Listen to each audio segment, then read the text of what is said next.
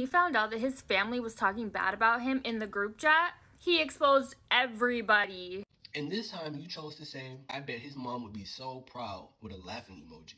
You and your kids and your wife and all the other people found that to be so funny. You can't even read and you don't even have custody of your kids because you chose to steal out of a Dollar General.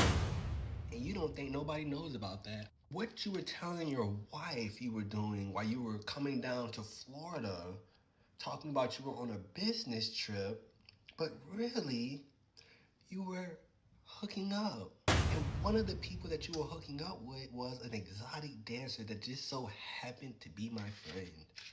And then you took your happy self straight to the pawn shop, pawned your wedding ring, and gave the money to my friend and told your wife that you lost it on a fishing trip. I'm like, oh, well, how are you going to prove that? The pawn shop receipt.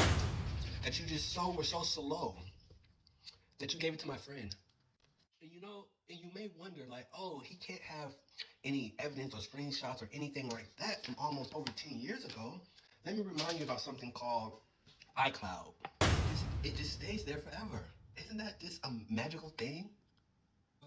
And to the kids, you find your daddy to be so funny. But what's even more funnier about that is that he didn't want you. And that's what he was telling my friend. Not only in her face, but via text message, which those screenshots I have. I don't know where your sister came into the chat here.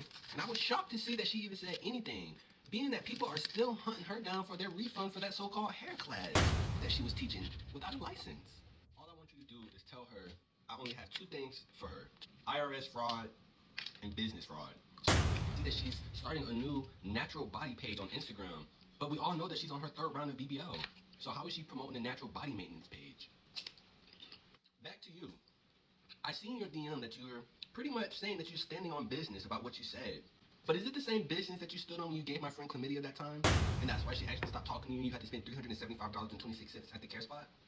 And I don't know why you're so worried about the TikTok when the receipts are getting sent to your wife. Because you don't have a job, your car's in your wife's name, your house is in your wife's name, so am I going to be talking to her? Because she's wearing the pants in that relationship. And I found it to be very strange that everybody all of a sudden is out of the group chat. I looked in there and just nobody's in there. It's just me pretty much. And it just dawned on me that, you know what? I don't want to drop it in this group chat. That wouldn't be the right thing to do. Send it to her work email.